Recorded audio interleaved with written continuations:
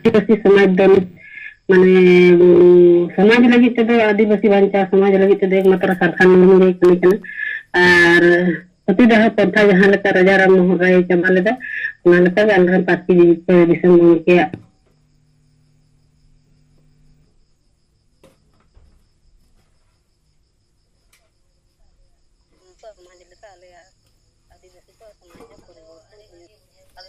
भागी बुझे के रेबेन मेना जहाँ तीना अपे बोरा बाजार इन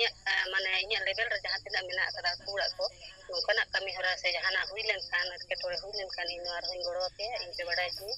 और इन जहाँ कमी कना द्रौपदी ठेन नवा भेजा इन नोय भेजाया और ओंडे गपाल मारा कते आले चलाना उसी ठेन सेन कते ओंडे सारा बुद्धि ओंडे हले मा दिया और ओंडे एम कते आदो उनी हम उनका गेले बुझे के जे नोका उनका पुलिस प्रशासन गड़ो बान खातिर समाज तायम कना अदो उनी हो उनका के आडी भागी बुझाव के और बुझ कते उनी आज तक मेन केना मेनदाय जे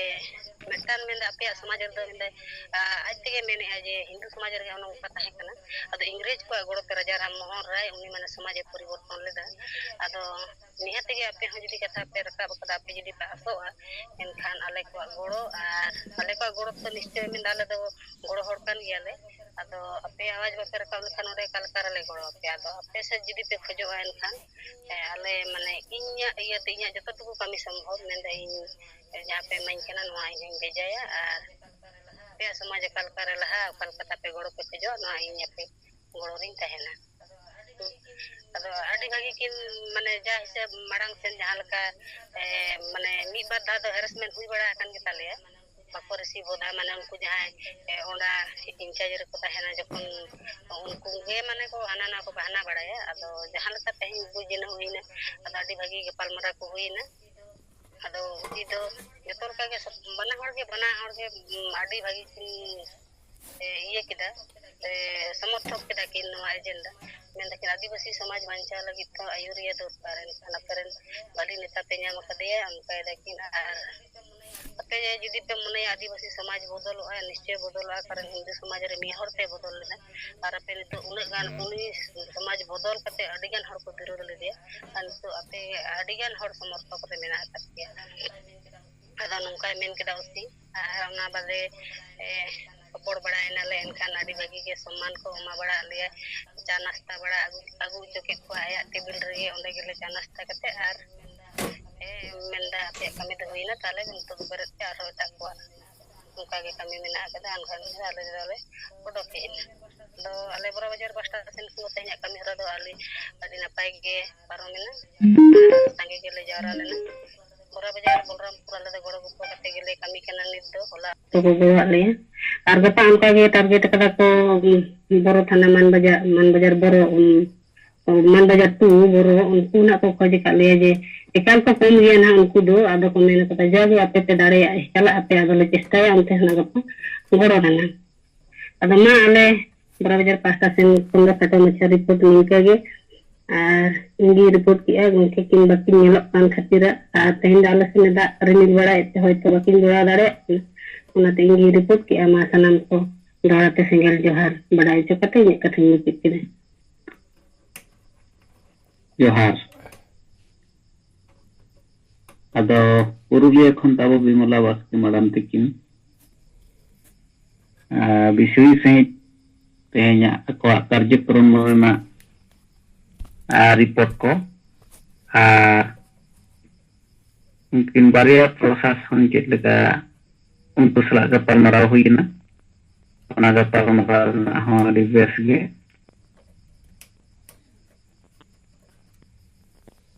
रिप्लाई होता बो बेस गे अबो कमी रे सहयोग नामो रेना कथा हो तेहन को एमिया तेहन नुकु बुझेत को खान दो नोय जहां बिमला बास्के मैडम तकिन लैया बिना नोआ ऑलरेडी दो अब नोआ हुयुआ अदा नोआ कमी ताबो नितो साहेब तकिन सेट खन जहां बो कमी केना नोआ आदि जरूरी कमी के दरकार प्रत्येक ब्लॉक रे जहां के मिद बार हरते कते नोआ जोटाव कते अब नोआ सपड़ा कते बो हुई लेखन दो ओंडे कथा कते उनी अब वीडियो थाना वाला बो बुझेव को अब माताबो Bimola Baske Malam Tikna report tayam tege arhon aima neta menak bona ma joto hora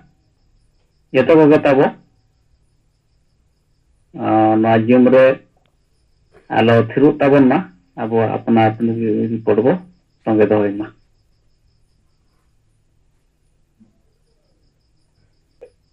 ᱟᱪᱪᱷᱟ ᱤᱧ ᱵᱤᱢᱟ ᱢᱩᱨᱢᱩ ᱠᱮᱱᱫᱨᱚ ᱥᱚᱧᱡᱚᱭ ᱡᱟᱠ ᱟᱫᱚ ᱢᱚᱛᱮ ᱤᱧᱟᱹᱜ ᱱᱚᱣᱟ ᱥᱤᱸᱜᱟᱹᱲ ᱡᱩᱢ ᱢᱤᱴᱤᱝ ᱨᱮ ᱟᱵᱚ ᱯᱟᱹᱨᱥᱤ ᱡᱤᱛᱠᱟᱹᱨᱤᱭᱟᱹ ᱫᱤᱥᱚᱢ ᱜᱚᱢᱠᱮ ᱡᱤᱛᱢᱩ ᱟᱥᱟᱞ ᱠᱷᱟᱱ ᱢᱩᱨᱢᱩ ᱢᱮᱰᱟᱢ ᱥᱩᱢᱤᱛᱨᱟ ᱢᱩᱨᱢᱩ ᱟᱨ ᱥᱮᱞᱮᱫ ᱟᱠᱟᱱ ᱡᱚᱛᱚ ᱞᱤᱰᱟᱨᱥ ᱠᱚᱜᱮ ᱥᱮᱸᱜᱮᱞ ᱡᱚᱦᱟᱨ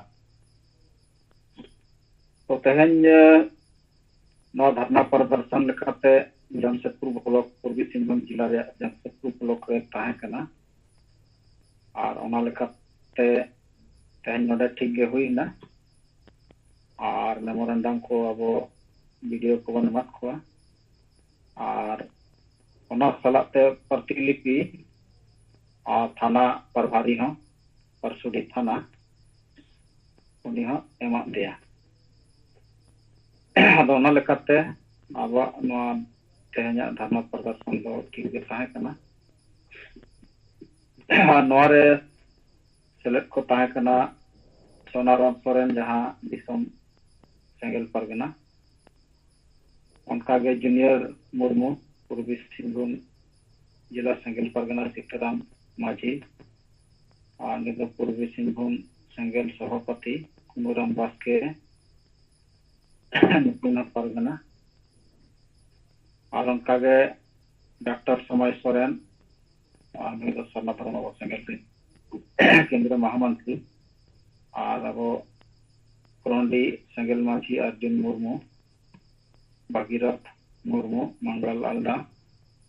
जगत मुर्मू और सोनत बसके तो उनका बताए कना और महिला को और अब जमशेदपुर महानगर सेंगल पर सेंगल ये तब परगना जोबारानी बस के तो नुकु कॉलेज ताहे करना अब उनका के फिर ना 15 तारीख दो पटानदा प्रखंड सपड़ा मेना और ओना लेकाते ओंडे जहाँ तब सेंगल अध्यक्ष लेकाते मेना पटानदा और उदय मुर्मू और पूर्वी सिंहभूम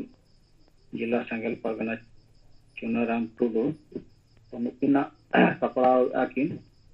अब ओना लेकाते ओंडे हना 15 तारीख दोहो कना और 17 तारीख बोडाम रे तो ओना लेकाते लगातार गे ना नोआ कामी हरा दो कोशिश जेते ब्लॉक रे हुई लेन खान और नोआ अब जहाँ संविधान कानून और जनतंत्र आदिवासी समाज जाति बाय लगू और नोआ गे अब मकसद चे नोआ चेदा बाय लगू कना ओकोय को नोआ रे दायी मेना कोआ और नोआ बांग लगू कारण तगे नुकु माझी को शासन दोहो का को गुलाम दोहो का को नोआ अब मन मकसद नोआ बन पसनावा बड़ाय चपा और गमके लय का जब तक नुकु माझी व्यवस्था मन माझी परगना व्यवस्था रिन जहाँ नोआ को चलाव गुलामी नोआ जब तक बाबन रपुदा तब तक अब आतु दिसम रे गुलाम को ताहेना और नुकु बा को जुमिद हचो आबुआ और बाबन जुमिद माने सेना आंदोलन हो बाय रकाबा जहां तब पासापासी लठी धरम जहां बन बन नाम करा नोआ नाम रे दिक्कत हिजुआ और ओना लेकाते गे अब नितो दो मा जते नोआ प्रधान रे कोशिश अच्छे बाकी ब्लॉक करे हो नोआ हुई लेनखान नोआ चेतान रे बेस अब नोआ मैसेज चला ओना लेका नोतना प्रोग्राम दो ताहे कना अब ठीक गया मा नित जोखा दो ने पाटा खन दो निका गे मा सलाम को जहा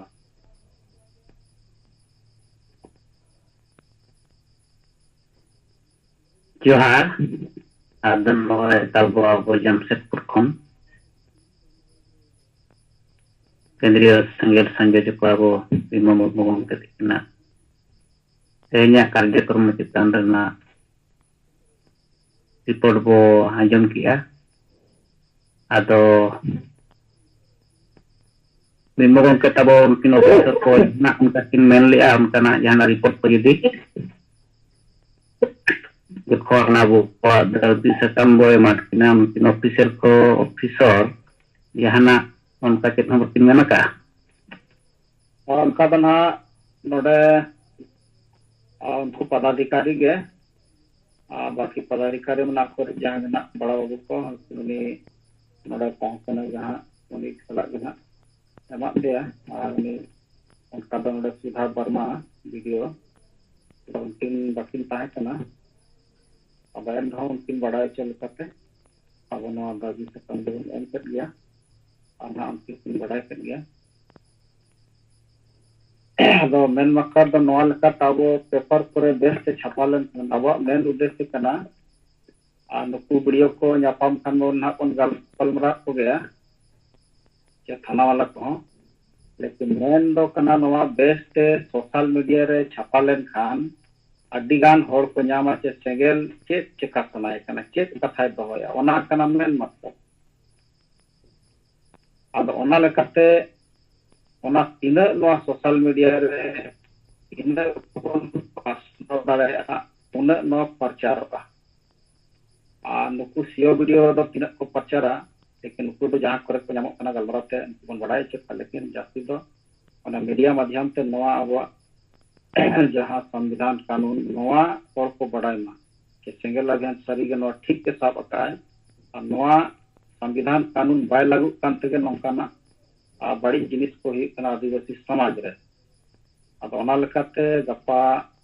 मीडिया करे ना ठीक के पासना आदो प्रभात खबर लेकात को लेन और बाकी न्यूज 11 को जहाँ ओना लेकाना अडिगान इलेक्ट्रॉनिक चैनल को हेज लेना अब ओना लेकाते नितिन पासना दरे कना आदो ओना कना हा मन मकसद अब जय हो ओना लेकाते नवा खबर दे पासना गया तो ठीक गया पाटा से संबंध ठीक है ना दो पुस्तक सही अब बिनु गमके तबन किन ले अंजमात बना दुनिया पर किन तुल तबना विकास चंद्र हेमब्रम गमके तबन किन कथा बो अंजमा गमके जोहार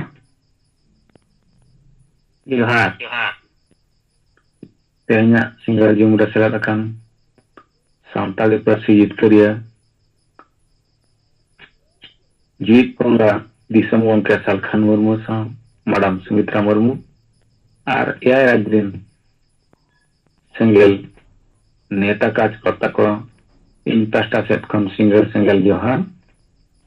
इन विकास चंद्र हेमब्रम आदिवासी सेंगेल अभियान बारिकुदा सब डिविजनल सभापति ओडिशा मयूरभंज अली सेट खन हो तेहना कमी हरना खाटा मुचा रिपोर्ट तेहन जहाँ बांगरी पसी ब्लॉक रना बोड़गा पंचायत बादमडी अतुरे मर जंगलपुर लेका 24 परिवार जहाँ को बारन होचुआकान उनको सेट खन बिचार को होला आबो को नेताले कोना ओना मुद्रे सांगे दो बाले सेट दादा मेनखान अलिन सलाते भिलु मुर्मू भागरती टुडू और सारे आर्मी हवे ताहे उनिया नितुम डबलिंग पुली लेकिना जो नितो ड्राइवर लेका तकिन अगु लदिया अतो उनको तुली रे हिनांग सेता 7 बजे खन गपालमारा हुईना उनको सेट खन विचारवान आजम किया आको समस्या और ओना समाधान आको सेट खन विचारवान माको सिंगल सेट खन आले नवाले कमी कना और जहां तने के आबा सिंगला नवा धार लेकना कमी होरा मना समुदाय लिन लिया को और उनको को रेबेन ना चितान रे जहाना लेकना के समस्या हुई वखान जहां लेकना के छड़ी हुई आपे सला आले जुड़े रेले ताहेना अदो उनका कते आले उड़े खन 9:30 बजे लेका उना मीटिंग ले चाबा के और उड़े प्राय को 24 परिवार खन जतो हर शामिल को ताहे लेना परिवार इन साथे उना मीटिंग चाबा साथे गप्पा जहां बांगरी पसी ब्लॉक रे वीडियो मार्फत ते राष्ट्रपति ठेन ज्ञापन एम रेना मिटंग धारणा प्रदर्शन बन सापड़ा होता उना गप्पा ले बांगरी पसी ब्लॉक से खन ले हुया और उना ओंडे खन चलाव तायम ओंडे इनफॉरमेशन डिपार्टमेंट लिंग एमात पा उना तायम आरहो जहां उना मांग रे नारायण गंगे तिकिन किन रिपोर्ट के बांगरी पसी ब्लॉक रना गे कान्हूचरण मुर्मू तिकिना घटना 12 परिवार इदी कतेन उना इदी कतेन एसपी ले ᱧᱟᱯᱟᱢ केदिया जिते बड़े बांगरी पसी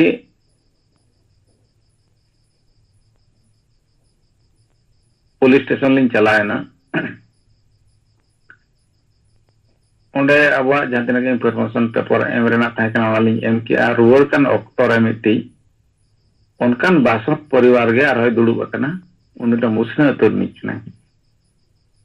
अदो उनी हो अलिया मितालिन kan थान गंके आपे से कोन अलिया गोड़लिन खोजो ना और नो चितान अलिया आपे गोड़लिन पे अदो नो के उनी लिन मिता दे तेन दो अलिया लगन ते दो समय इमरजेंसी गे नितो आरो एसपी जापाम रना समय ले दहो का उनका कते उनी नंबर को लिन बगी हटवा दे ओरा खन हडे आले जहां तना नारायण गंगे टिकिन किन ले किया एसपी ले जापाम के दे जापाम टाइम जहां तना गना ओना ले कमी हरा ले हुई किया प्राय 2-3 टा पका पकी ओडे खन रिटर्न कातेन मुचे रे दो आले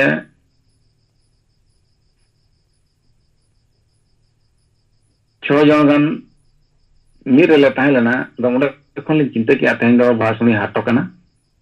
देलाबन तेन ओडे पचिबन हटिया आरो अलिन ठेन 100 गान पत्री ताहे कना कुली ओना ब्लॉक गेंडा पंचायत नि मिटी सिंगरे हेमरम उनकिन लिंग फोनत किना देबिन सेट खनो किछि पर्चे गते युबिन देलान तेंगन हटिया अदा उनका कते आले 7-8 होल ले ᱧᱟᱯᱟᱢᱮᱱᱛᱮ गुरुवार हाट रे 300 गान पर्चे ले हटिया और ओना सारे उनको शामिल को ताहलेन मेघराय टुडू लक्ष्मण टुडू भायरो मरांडी रविंद्र टुडू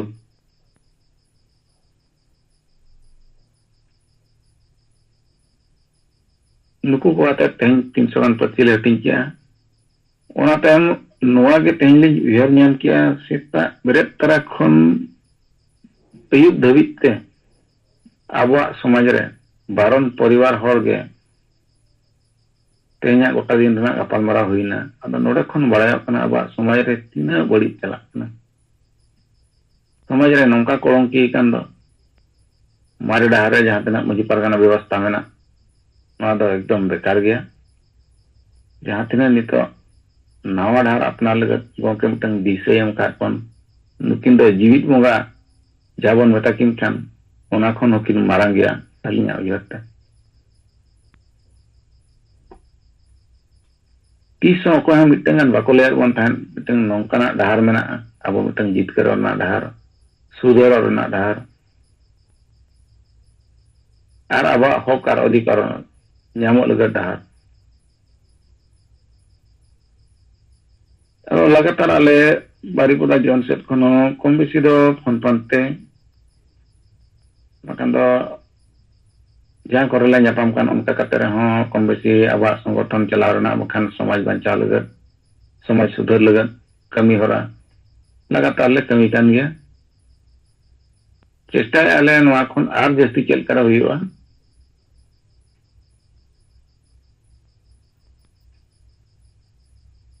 अतुबन बंचा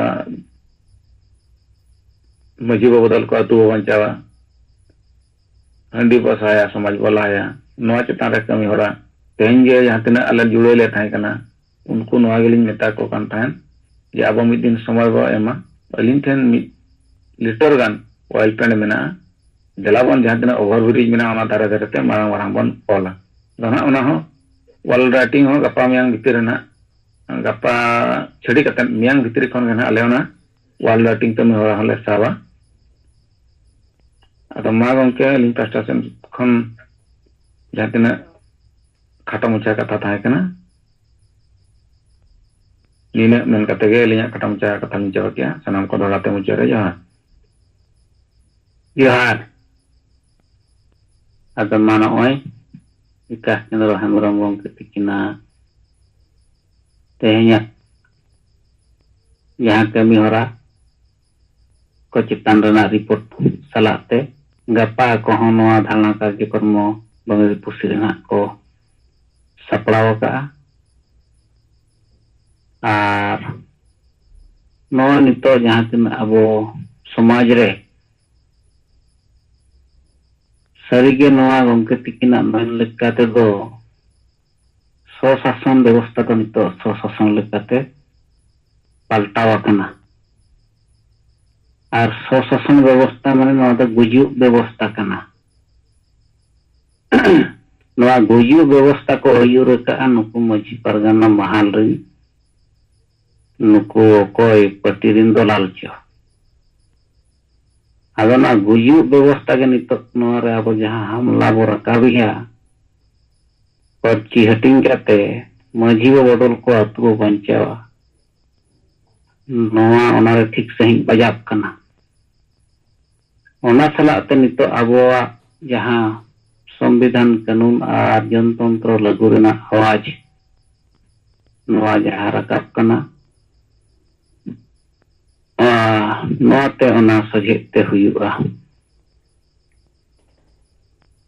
नित जहां तना अबो हो नोआ संविधान लागू और जनतंत्र लागू कथा बो रकाब किया तो सोशल मीडिया करे हो जहाना नोआ तादे कमेंट से जहाना प्रतिक्रिया बाय ᱧᱟᱢᱚᱜ कना नितो दो ठीक जगह रे आबो कमी बो साब का लेका आबो नितो बो अटकाव दाड़े माने बो अटकारिया इन दो तब अटकारी आदो नोआ कमी रे आबो नितो यूथ लगाव करते आबो नोआ समाज सुधार ना जहां कमी रे जहां जंगे दाराम मोटाड़े सहाया आदमा विकास उनके तिकिना रिपोर्ट तायम तायम तिया और तो अब रिपोर्ट को तंगे दोहइमा अदो उनके को ताबो माराम को मा लबो थिरु मा अबो थिरलेन खंडो अबो हो बनु बन लेकागे बुझुक कना अदो आर मिटंग कथा लेकाते नय साहेब तिकिन जहां होला हकिन लई लिया जे स्टेट लेवल लगी ते दो आपे नित खन तबो डेट घोषणा कर लगती एनखान गप्पा जहां प्रोग्राम हुयुगा जहां रगे ओना करे हबो हाईलाइट दारे आजे नियो तारीख हिलो दो नवा आंदोलन जनतंत्र और संविधान लागू लगते गवर्नर ठेन हले चला राज्यपाल ठेन हले चला कना नोलो धारणा रे हुयुगा आदा नोआ ठौक दो आबो नियति ठौक का लगित कना इनेखान तेहें गपा खन जहां कार्यक्रम हुयुग कना ओना रेना चितान रगे अब मीडिया को एम दाड़े को निया हबो तो नोआ जगह रे राजभवन रे हुयुआ अद नोआ इदी कते के तेहले हो नरेंद्र गंके सिंगल सभापति उड़ीसा प्रदेश सला खन तो दली रोपल दम गया अदो 4 साढ़े 4 को से नोआ मिस्टर पुष्ट डेट वड़ाई को बखान के से कोन किन लई किया ना जे पर ठक रे है अदो इन तेन बारी पूरा खन रुवर कटी लेतन ते ना तेन मरलिंग पर मरा वाले का दामन खनाले गपा सेता रे जन मा को ठक करते आबो नोआ सप्लाव का दरकार वकन डेट फिक्स का दरकार इनखान पूरा मिटंग राज रे को बड़ाई दाड़े ये सिंगल आदो नितो बाय थिरुआ संविधान लागू कथा रोड़ किया जनतंत्र लागू कथा नितो रोड़ किया ओना लगी निये डेट से राजभवन रहा को सेटेरोक कना आदो नोआ साहित्य किना आयुते अड़ी बुद्धिमान रेना कमी कना अड़ी उयहर विचार रेना कमी कना नोआ अब नितो पूरा सात राज्य रे केटे सही अब नोआ अब हुईमा जहाँ तीना ब्लॉक रे अब बन टारगेट 460 ब्लॉक 460 ब्लॉक रे अब नोआ अब सपामा उनका कुरुमुटु अब ठेन तान दरकार आदो दूसरे किन खुले तबना विकास चंद्र हेम्ब्रम गंके आर चेक मिन रोड़ा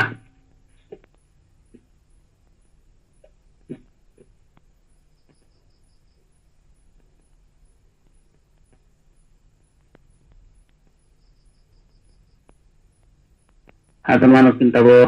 भूल तपले खुले लेना आर बंद रोड़ किया किन आदो मा अबरिन गंके को समय आलोबो नष्टयमा आबो रिपोर्ट कथा को आंजम लगी सायतिकिन नय किन दुरुप फकना आबो को विचार ललोय लगी आदो आबो बो थिरलेन खान सायतिकिन चेक किन मेना आदो नते मा अपन अपन येना सपड़ाव को यहाँ तक कमी को चलाkan तबना आबो नले रिपोर्ट तो samang dalaya kita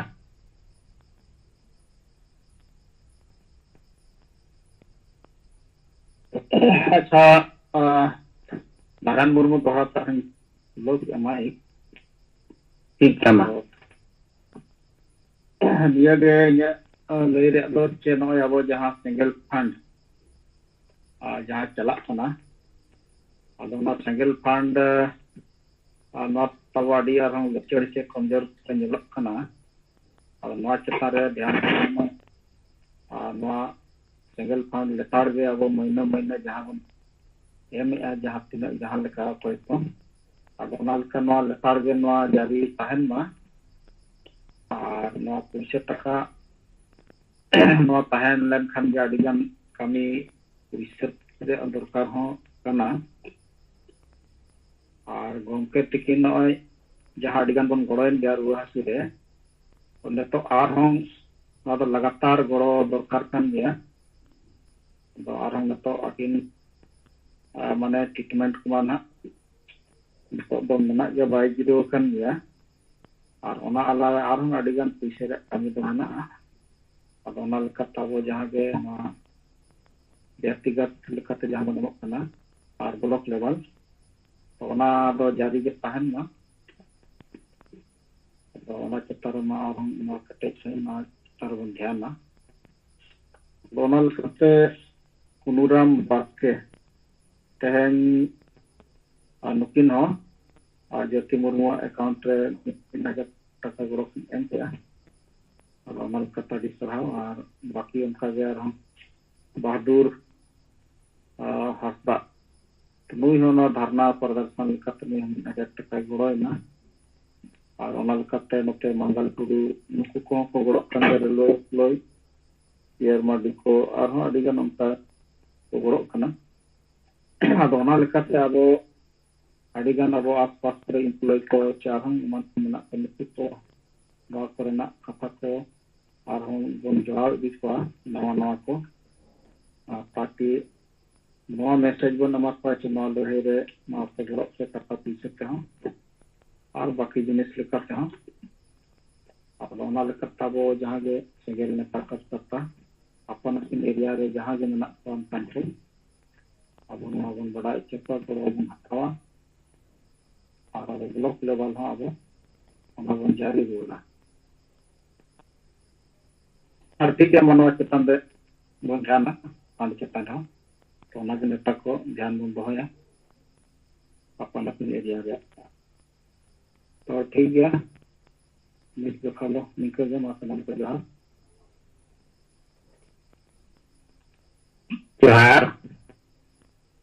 ada mata bang oya bo dia single Sanjay को बीमा मुर्मू गंके तकिना अड़ी मारंग कथा किन सदर राकाब तरा के ताबोना आदो नोआ तेहें सेंगेल फांड नोआ तो तेहें अबुआ समाज लगित कना आर अबुआ दुलर गरज ते तांग रंगेज ते अबो व्यक्तिगत भाव ते कुशी ते अबुआ नितुम बो रजिस्ट्रेशन का और जहां बन रजिस्ट्रेशन नंबर हबो न्याम का आदो ब्लॉक वाला को हताबो और व्यक्तिगत भाव ते हो तेहें सिंगल फंड माने दो नितुम के सिंगल फंड मेनखान ओना दो समाज लगित फंड कना अबुआ दुलर गरज मेनाते अबुआ कुशी मनते ओना समाज रेना फंड रे अबो तेहें बो एमोक कना अबुआ समाज रेना कमी को लहाय लगित समाज रेना कमी को केटेजोर लगित तबो फंड रेना जरूरी मेना अदो ओना लेकाते गे तेहें नोआ अबो सेंगेल समाज रेना फंड कान ताबोना नोआ दो अदो नोआ आलो ढेर धलाक मा नोआ रे निहति अबो बो अपना अपने जहाँ कुशी ते रजिस्ट्रेशन नोडे को ये का एमा का अबो उनकाते को नोडे को सदर मा अबो मानिता अबो तना रे कल्याण बाक्के गंके तबो उड़ीसा खन किना मई किन खुला का अदो नुकिना कथा बो आंजमा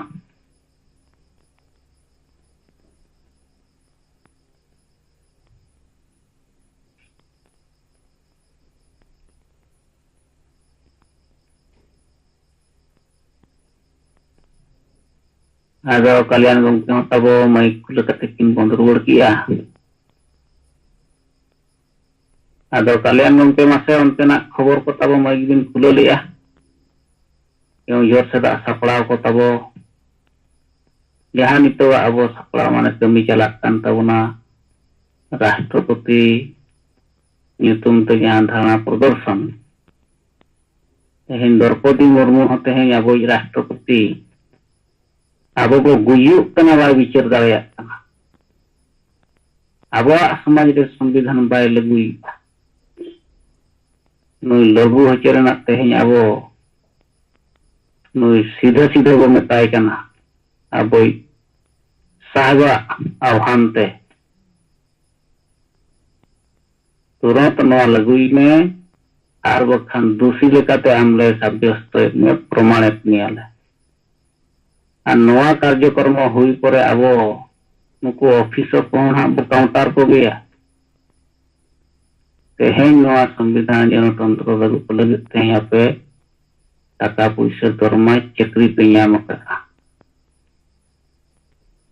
बापरे लगू छंदा पे नोडे को चपे नौका हबो काउंटर को अबो नोआ कमी हरा को हुई परे आर नौका बो हुई दाड़ेया आदो माताबो अबो रिपोर्ट नोडे बो सनंग मा आलो बो फिर कोना अलीन नोडे हर मनु ता पर मैडम सलाते या सलाम से के सवाल जवाब तो अपना सब जे फिल्म में किते सवाल हुई तलाते लगातार पिक्चर बनाने का तो अली हमारे मामला जिनका अली में रिपोर्ट एम लाजे अली जहाँ तीन सेना कैप्टन को तैयार कर उनको मत थे मन मध्य रंजीत मुर्मू तारपर निगेन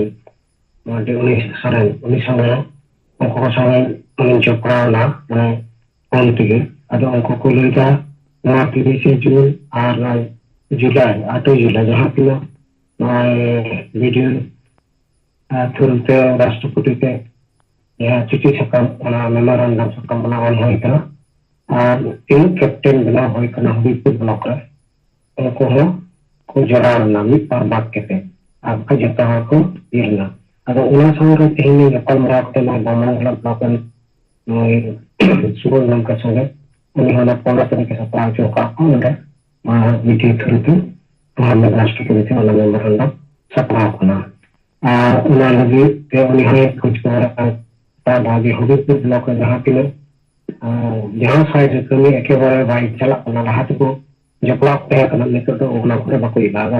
अली अली अगस्त या आर लेकर अली फोन नंबर उनको को संगे मेना खाई जो अभी मारे अभी लोगों को संगे जोगा ada kari abu single captain daba ini ko ha jesti jahan tina abu kosengan mana jogajog dareya na ada bagi hiwa ona ling dokon arna ar nora kata hana manda jonte noi dakhin ile poren noko kuringan tako noko habis bagi ko ye kita mana na kosengan kita ar manda jonte jatte block regi jatte na kami super wana datang orang itu ar alim to harin cestai da je यहाँ तीन कुड़ी captain तैयार करते हैं बाद में फिर यहाँ तीन आगर साधारण हम नाको उनको सुधी हम जो पढ़ाओ करते आगर हम ना सिंगल कुमिटे लगातार नौका बिचर करते आर जुलूस करते बन एक फाइला ना अलिया मंच करते ना बताओ का आर मित्र में करते अब लाते नौका इनका उनका सरी अब नॉय सार्वजनिक कलम को बावनी का लगातार नॉय महायुद्ध रबन kan doka terus konsep khawatirnya sering itu project itu kalau saudara kalau kerja anda ada no लगातार के no kami perlu itu na और को jaguar kete ada bicara dan badai juga ada ko na bicara तो अपना लगता है अब थे गाड़ी है जुआ अदो ना करते हैं ना हम का बन के मजबून बदल को तो बन बन जावा कल बन सहाया समाज बन लाया और जहाँ पे अब थे नॉय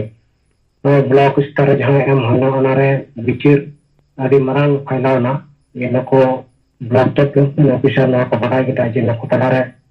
टीम मरांग एम तो सॉल्व सदा सीधे हर लेकिन नको तेरे आराम है अभी मरांग सोशल कितनी चला आना अतः नेता अब हम बड़ा चिप नको ना आते मुझे ना नेता दा अब हमला किया बोलो राष्ट्रपति हाँ ये आगे तला संविधान जनतंत्र ना लगू ना और ओला खते ते नॉय अबरन हर आतो आतो रे गुलाम खते मेना का नको मंजी को चिता जहाना ना बिचिर पाको एम ना देते नको गुलाम रे मेना का आना दिकरा का बने चला कता दून लेकिन को जो आना अद्दी सदा सीधे नको बॉस को रंग खा दे गोगो को तको उनको हो दून मिल के को खतरा को पड़ा को आरे नॉय अब समाज रे एडी रंग सरी के तो बिग पथा मेना और लोग तो अब लगातार लोगों को गिरते अधिक चेष्टा में ना ये अब आमोल परिवर्तन के क्रांति के बना दिया ना चेष्टा चला करना तो ठीक है अलिहान आए ना अधिक हेल्दी भाया ये अब और यहाँ पे ना मारे को से नान को ना स्टूडेंट्स को लोगों जो पाव करते कहते अब ना आ रहे जगवार करते अब हम जो भी दो और अब आपका होकर दे रहे ना कारण आता आता ना संगी में जी मना हो लेकिन उनको धर्म कुछ लोग आपको निकल हम चीज़ बने तो राजभाषा होना मारामुरी कहीं के तो होना ओना होना होना और सुधीर बोलने का उनको हमें को दाम होना ना होने का पेपर एंटर हम अब उन्हें लगातार भी मैं धक्का बोले हमला अब उनको थे हमला बोले हमला ना तो बिचर खाला होना लड़ाई का उन्हें आस में ना अब वो जब तो आजीत करा ठीक है तो आपको कथा मिलने के लिए नहीं कुछ नहीं किसी मुझे तो वहाँ पे सुना मुझे बिहार मालदा खन तो रिपोर्ट बांजम के हरिमर बगन के तिकना आदो onte hana oya bo nito kami hora chala kana ar single captain chitan re abo ketaj sai ona kami ha chala dorkar ina salat te abo nito ga jahan andolan abo Muhammad Rashtrapati jahan memorandum bo emai chana nawa kami ko chala kana sapraw huyuk kana ado nawa nito abo satraj kon nawa संविधान कानून आ गणतंत्र लगी साहब तिकिन किन kat mana mane do nawa joto officer ko abo targeted ko joto officer ko abo badai hechet ko je alea samaj re do संविधान कानून ar गणतंत्र bye लगू कांते हमें समाज रे दो दहनी नितुम ते गच्चुको सामाजिक बहिष्कार निसोसियत मनोइच्छा जरिमाना नंकाना अड़िगान तेहन निसो सेवन को चला कन आरो तेहन दो साहेब तिकिन आबो माध्यम ते तेहन ऑफिसर को बड़ाय चेट किना बड़ाय चेट को ननखान साहेब तिकिन दो 16 मार्च 2022 रेगे जहां मांग राष्ट्रपति किन ताहे कना रामनाथ कोविंद उनकिन तेहन किन बड़ा हचोट किन माने 2022 रे अभी लहारे अभी मांग रे जे आदिवासी समाज रे संविधान आ जनतंत्र लगुमा इन तायम जखन अब नितगित तब राष्ट्रपति 25 जुलाई 2022 रे जहां किन शपथ किया इन तायम साहब तिकिन नुकिन द्रौपदी मुर्मू मारान तिकिन 26 अगस्त 2023 रे हॉल करते किन मार किना माने 2022 रे हो 2023 रे हो 2024 रे निता अब कमी केना ये तो ऑफिसर को बड़ा हचो करते न लागू हचरना कथा आदो खेती किन अरि केटेसन किन नाम का ताहेन जे आदिवासी समाज दा आंतरिक जहां मिटना जा समाज भितरी ना खराब व्यवस्था बड़ी परंपरा बड़ी नवाज रूढ़ी प्रथा नवा तेगे नवा आदिवासी समाज चाबाक कना बुजुक कना मेनखान असल राम दो 2022 खन गे नवा साहित्य किन दौड़ अगू का किन ऑल काते किन एमगू का आदो नितो अब नवा केंद्र अब जुसुर बो मानहा बोरिमा अब नवा को नितो ठिकुआ आदो माताबो निया करे आरो अब समय अडिगान मेना गया अडिगान हड़ा अब रिपोर्ट बो तंगे दो हबारेया मा आपे को अंजम पे तबना जोहार गंके जोहार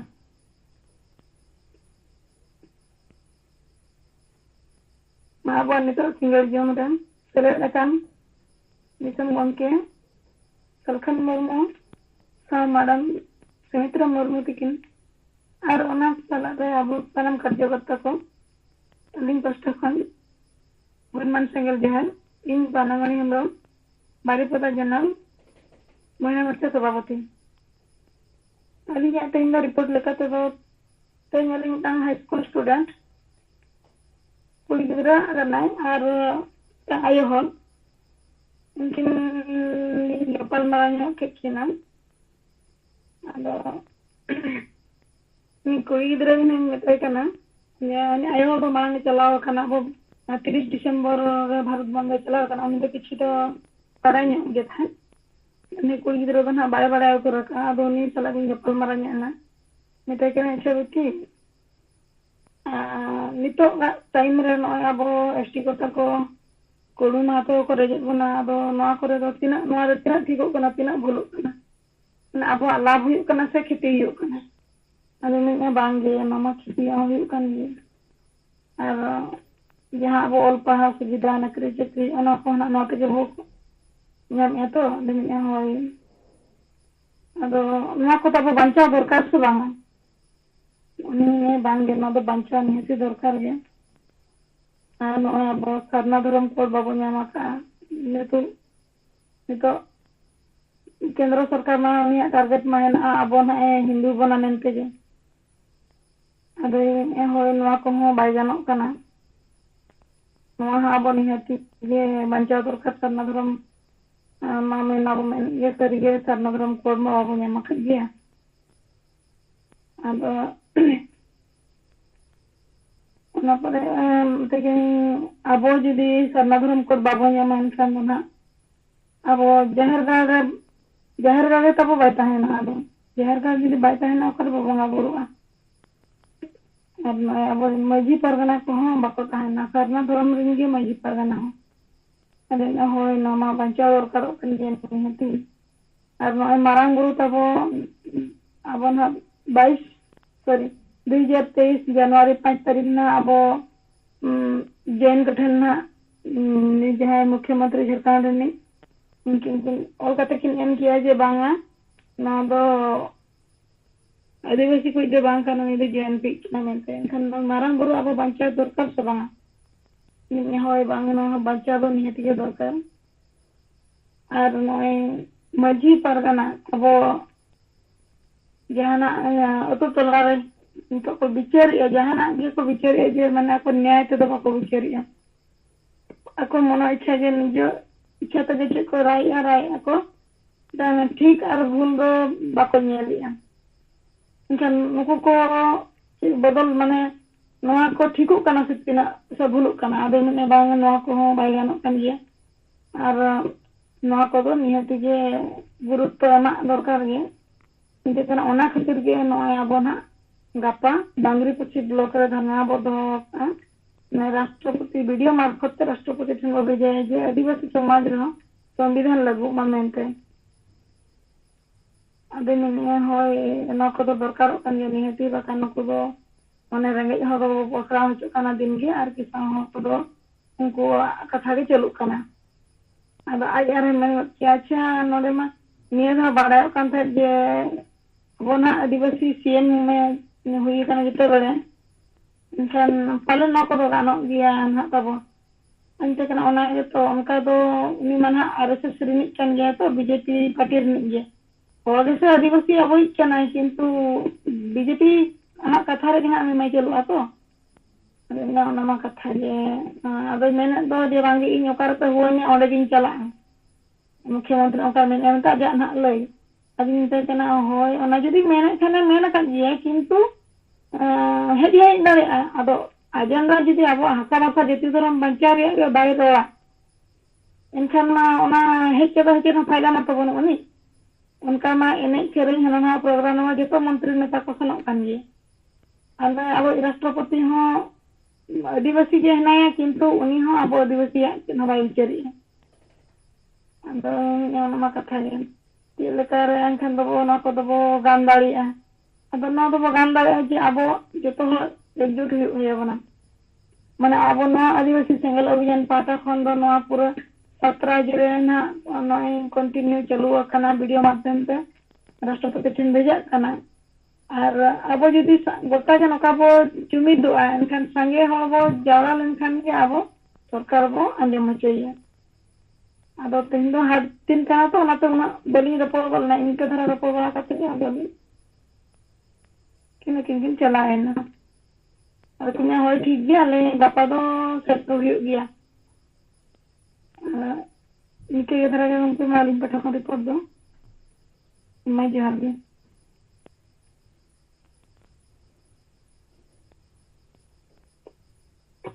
जोहार अदमा तारी प्रदा जन रे अब सिंगल महिला मोर्चा नि सभापति